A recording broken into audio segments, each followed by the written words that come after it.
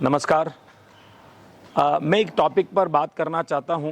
थोड़ा sensitive topic है, लेकिन फिर भी मैं थोड़ा सा संयमित रह करके इस टॉपिक पर बात करूंगा।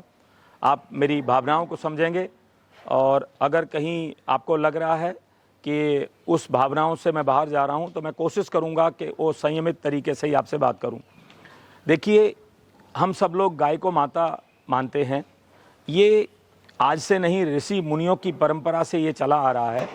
और कुछ लोग बात करते हैं कि नहीं, गाय का दूध जो है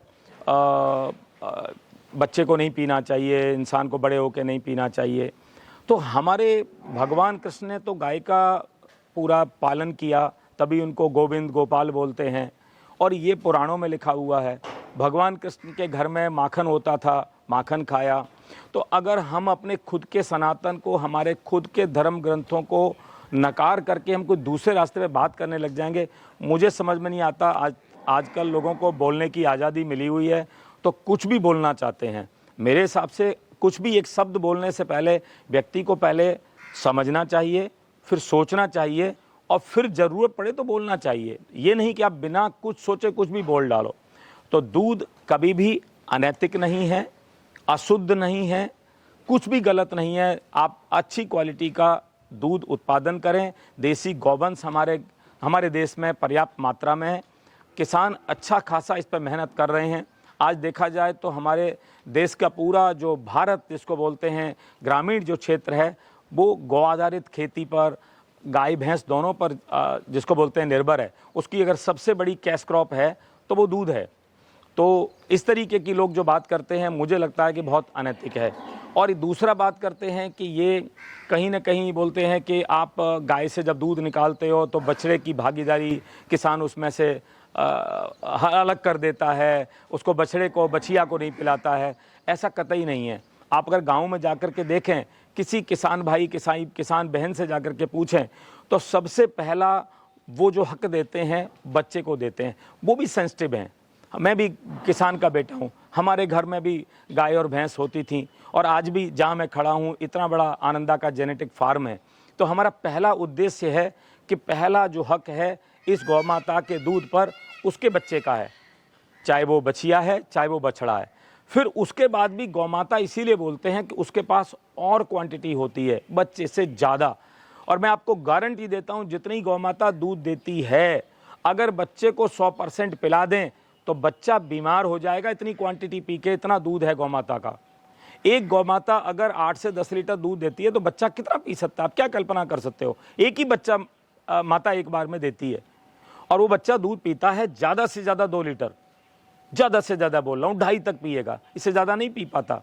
तो सिस्टम बनाया हुआ कि 1 थन बच्चे के लिए, और ज़्यादा देना है तो 1.5 थन दे दिया आपने। बाकी जो 2.5 थन बचा, वो आपने उसको गौ माता से आपने ग्रहण किया, आपने लिया, और उसको किसान ने पूरा, जिसको बोलते हैं पूरा सिस्टम, वैल्यू चेन बनी हुई है, वो आकर के डेयरी प्लांट वालों ने पूरा गांव में पूरा सिस्टम लगा करके उसको प्रोक्योर किया। वहाँ से लेकर के डेयरी प्लांट में गया, और वहाँ उसके वैल्यू एडेड पूरे प्रोडक्ट बने, दूध आया, पैक हुआ, प्रोसेस हुआ, सब कुछ करके वो पूरा शहर तक जाता है।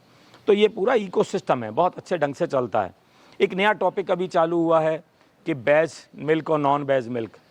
मेरा ये मानना है कि कभी भी अगर हमारे देसी गौवंश को अगर आप वेजिटेरियन के अलावा कुछ खिलाना चाहोगे, तो देसी गौवंश नहीं खाने वाला है। अगर बेदेसी नस्ल, अगर वो कुछ भी अगर इसमें उसके फीड में डाल के कुछ खिला रहे हैं, और वो खिला करके कुछ भी ऐसी छेड़खानी करना चाहते हैं विदेश के लोग, और हमारे भारत की भावनाओं को कहीं, जिसको बोलते हैं, आहत करने की कोई बात कर रहे हैं, मेरे हिसाब से किसी की भी अगर नीति है तो वो गलत है। हमें इस कंट्रोवर्सी में नहीं जाना चाहिए। हमारा भारत देश दूध की क्वालिटी, क्वांटिटी के लिए जिसको बोलते हैं पूरक है। हम लोग, हमारे पास जितना हम पैदा कर रहे हैं और जितना हमारे पास इस्तेमाल करना है, हमारे देश में दूध पूरी मात्रा में है। हम दूध के जितने प्रोडक्ट बनते हैं हम पूरा कंज्यूम कर पाते हैं। हम स्वावलंबी हैं, हमें कहीं से इंपोर्ट करने की भी ज़रूरत नहीं पड़ती है। उल्टा हमारे पास सरप्लस होता है तो हम एक्सपोर्ट करते हैं।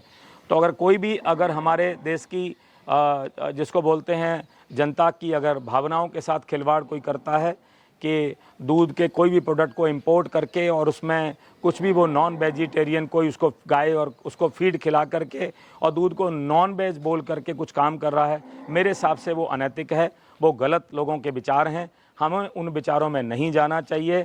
हमारी सरकार भी बहुत संवेदनशील है। मैं उम्मीद करता हूं कि हमारी सरकार इन सब चीज़ों का ध्यान रखेगी, किसान के हितों की भी रक्षा करेगी हमारी सरकार, मुझे पूरी उम्मीद है। और ऐसा कोई कदम नहीं उठने वाला है जिससे किसी की भावनाएं आहत हों और किसान के हितों की रक्षा ना हो। बहुत कुछ अच्छा कर रही है सरकार और बहुत कुछ अच्छा और होने वाला है। बायोगैस जैसे अभी सरकार ने बहुत बड़ा उपहार दिया है किसान के लिए, बहुत सारे किसान के लिए स्कीम्स भी आ रही हैं। और अगर आनंदा की तरफ से हम बात करें तो आनंदा भी घर घर जा जा के किसान के लिए बहुत नई योजनाएं और लेकर के आने वाले हैं। हम आपको आने वाली वीडियो में और नई योजनाओं का भी आपको उल्लेख करेंगे। बहुत बहुत धन्यवाद। आनंदा आनंद करो। आनंदा आनंद करो।